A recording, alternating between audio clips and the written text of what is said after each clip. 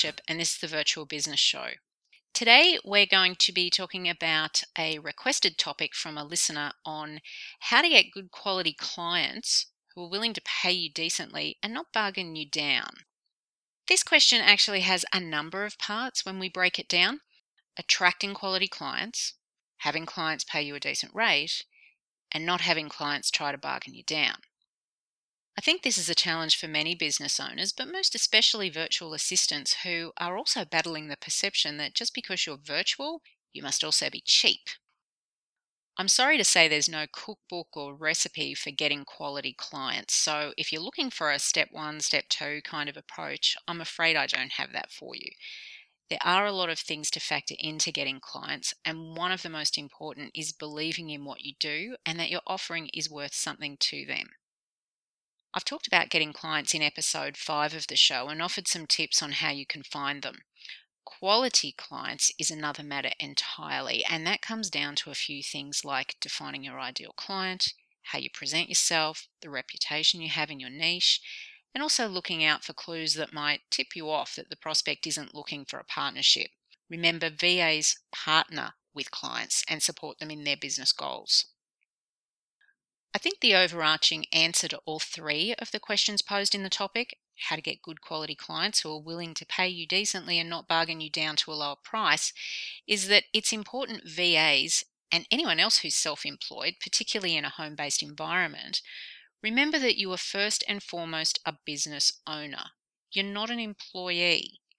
Many VAs have come from positions as secretaries, EAs, or administrators, so they're well acquainted with serving and being in that employee mindset. But once you step out of that and become self-employed, you need to shift that mindset and become what we would have termed the boss. This means when a prospect comes to you, the conversation shouldn't be one-sided with them asking all the questions and you providing short answers, like in a job interview. You should also be asking questions so that you can get a feel for whether you can help them, whether they're the sort of client you want to work with, or whether they're just tire kicking. What's the problem? What are they trying to resolve? What do they need? What do they think they need? Keep asking questions so you have complete certainty around what they want. If you can serve them, you repeat it back in a quote and you're addressing everything they wanted. If after all of this the prospect says they want to think about it, ask when you can follow up with them and check back in later to make sure you've understood their requirements and clarify anything they or you may not have understood. A major clue that the prospect isn't likely to be a quality client is if they try to tell you what they'll pay, or they're not willing to pay what you're asking. Being a business owner means that you set your rate. You decide what you're willing to work for. You set the parameters for work turnaround. In fact, you provide the client with a contract setting all these things out. Of course, this doesn't mean you can't work with a client. Naturally, you need to be able to turn around work projects within the client's commercial timeframes, but these are things you negotiate. Your rate, rarely. This is echoed by Kathie of a Clayton Secretary and owner of VAdirectory.net, a well-respected, highly experienced leader in the Australian VA industry. Kathie says that it's important to make prospects understand that you are self-employed, not an employee, and all that goes along with that. This includes setting your own rates. For those prospects who can't understand this or are focused on how much, Kathie suggests they consider putting on an employee, but reminds them they will need to pay for on-costs such as payroll tax, insurances, superannuation, sick and other leave, and other overheads associated with having an employee, and that the benefit of a VA is that you only pay for time on task, an hourly or project rate, and have none of the costs of the employee. A good example to use with clients who insist on telling you what they will pay you is a mechanic. You take your car to a mechanic and have him check it out. He tells you what it's going to cost to fix, parts and labour. Do you stand there and say, yeah, sorry, no, I only want to pay you X for labour? No, of course you don't. Certain things aren't up for haggling, and professional services is one. Remember, you are providing a professional service. You're a business owner, you set your rates, and that is either acceptable to the client or not. The problem, of course, is that many clients come to you with an idea in their head of what they would pay to an employee. In many cases, this is less than you would be asking for if you charge an hourly rate. And look, it's fine if, particularly as a newbie VA, you hear what the client says they can afford and you decide you can work for that. As a business owner, that's a commercial decision that you alone can make. When speaking with author clients, for example, I'll always ask them when the inevitable how much question comes up, whether they have a budget they want to work within. If they do, then I decide whether I'm willing to work to that budget. Another one of the advantages of working with a business owner VA is that we can be flexible like that, but that's at our discretion. I was recently offered a job by a client, so that is to actually become his employee. He was offering me a little over half what I charge as an hourly rate. Now, this actually makes sense because, as I noted earlier, an employer has on-costs associated with his employees. These are unseen employee-related expenses like the compulsory super contribution, payroll tax, workers' compensation premiums, sick and holiday pay, space, power, lighting, computer equipment, any training. These are all costs to the business for having staff. These can blow out the hourly rate of an employee to 2.5 times. I decided in the end that it wasn't worth it to me to leave my business to work for half the rate. Here's another example of a prospect who comes to you with a figure in their head of what they would pay an employee. Many years ago, I was referred to a lady who desperately needed an assistant. She also wanted me to come on site a couple of days a week. We spent some time on the phone discussing her requirements and determining what could be done virtually and what required on-site assistance. By the end of the discussion, she was so excited to finally be able to get what she needed done and reduce her stress. She was confident that I could provide her exactly what she needed and relieve those pain points. She then asked what I'd charge for the service. I gave her the price and her response was, "Oh, I was thinking more like $16 an hour." I reminded her that she would be very lucky to get an employee to work for that sum, let alone a business owner, and reminded her of the on-cost she would be saving, that she was also requiring me to travel to her a couple of times a week, and the fact I was a tax deduction for her business. She couldn't get beyond the figure and how different it was to the one she had in her head, even after we factored in all those other costs that she would be up for with an employee.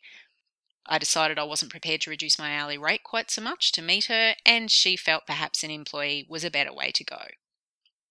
Another point to make with the prospect who thinks only about the rate over and above their saving in those additional on-costs of employees is to remind them what it would be costing them to do the work themselves. So let's say you've had an inquiry from a client who is a professional who charges themselves out at, say, $300 an hour. They've come to you because they've determined they need help with whatever the task is they don't like or want to do. It could be transcription, proofing, document preparation, invoicing, calling their customers, looking after their database, whatever it is. But they've decided having you do it enables them to focus on their core strength and business building. Let's just say, using round figures and to make it easy, that you charge $30 an hour and it takes you an hour to do something it would take the client 2 hours to do themselves. It's cost them $600 in billable time to do something themselves that they'd pay you $30 to do, and you're tax deductible.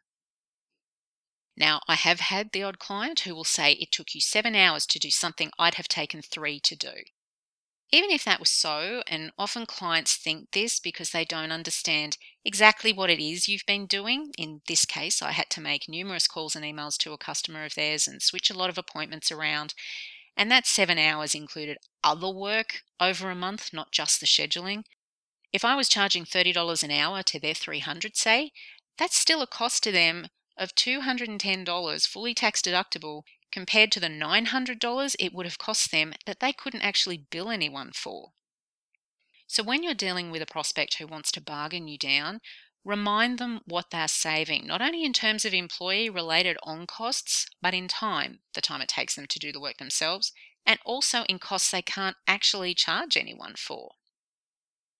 Focusing on the value you bring to a client, whether that's in time saving for them, allowing them to focus on their core strengths and business building, bringing a level of expertise or professionalism to their business they may not have previously had, or looking after things they simply don't want to worry about, will help you with converting prospects into those quality clients.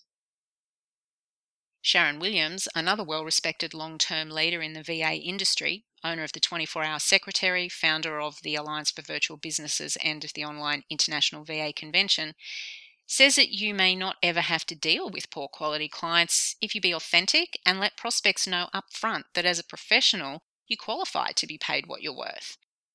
Her suggestions are to become known as an expert in your field by contributing to those niches to give you name recognition. showcase your expertise. So if you have unique training or certifications in your area of expertise, it will help justify why you charge what you do. Often this will weed out the low ballers, and they won't even attempt to contact you. As an example, she says to consider master plumbers who charge more than an apprentice and who automatically attract better quality clients and those willing to pay, because the clients are willing to pay experts more than others when they need a quality job done. She also suggests associating with leaders and influencers in your specialty. By associating with mid to top tier influential people, their associates will recognize quality offerings and approach you. I guess this is much like what my dad used to say, you're judged by the company you keep.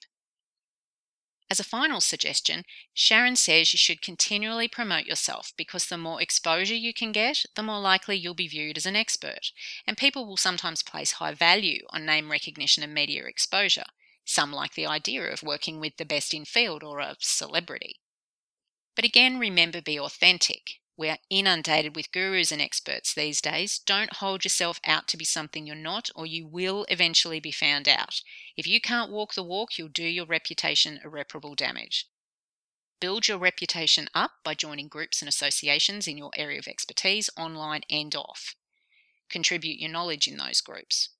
Build your social proof, network, blog, produce content, write articles, answer questions. In short, be seen.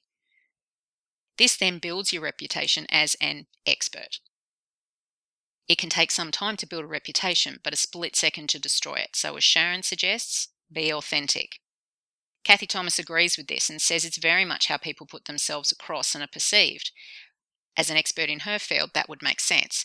Kathie, who is well known, has authored books and runs a VA network, won't be attracting lowball clients. In terms of quality clients, I think if you start by defining your ideal client, that will help when you're approached by a prospect who doesn't fit the parameters. Defining your ideal client could be the topic of a whole other show, but basically you need to think about the type of people you like to work with, the industries you enjoy, the type of work you like, and get specific. For example, my ideal clients are professional white-collar men over 40. The industry isn't so important, but most of my clients are professionals, lawyers, medical professionals, directors. I find these clients know what they want, and my straightforward, no fluff and nonsense, call it like I see it approach suits them.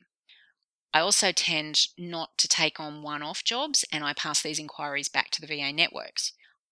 I'm selective when I work with author clients, and I prefer to get a feel for their personality before I agree to work with them. I prefer to form relationships with clients, and for the most part, when I've stuck to my ideal client, this has worked well for us both. But remember, you'll not always be able to convert the client who is motivated by price. If you can't get them to understand the value you bring, both in terms of productivity, efficiency, and cost, then they never will. And you're best to simply part ways and allow room for a client to enter who does get it. In business, you'll always come up against a number of sales objections. In episode 19, I talk about customer buying decisions and the fact that oftentimes clients will make a decision not to use your service based on their own buying patterns and personal idiosyncrasies that have nothing at all to do with you or your offering. The number one sales objection, though, is, I can't afford it. Usually this objection comes from the prospect not seeing the value in what you offer or the value in how it will help them.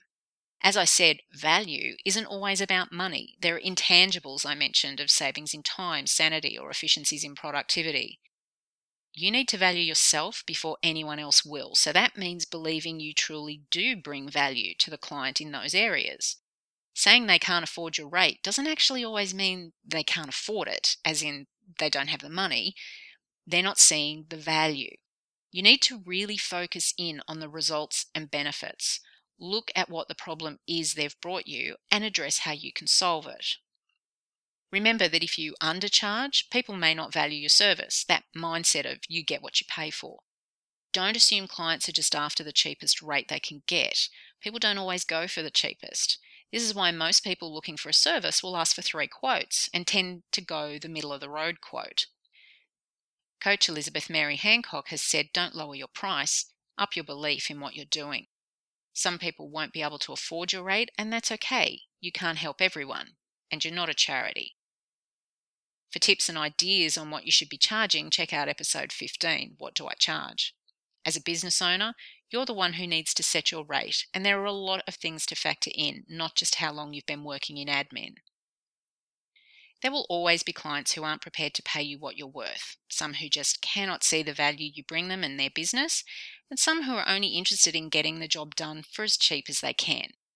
And that's okay. There are service providers out there willing to meet their needs. By staying focused on your service offering, your niche, your ideal client definition, and valuing the service you offer, you can attract better quality clients and not have to spend quite so much time justifying yourself. You don't have to take on every client. As a business owner, you can be picky. Believe in what you do and the service you offer. Got some tips of your own for how to get good quality clients who are willing to pay you decently and not bargain you down? Share them in the comment section below. I'm Prowse-Bishop. Thanks so much for listening.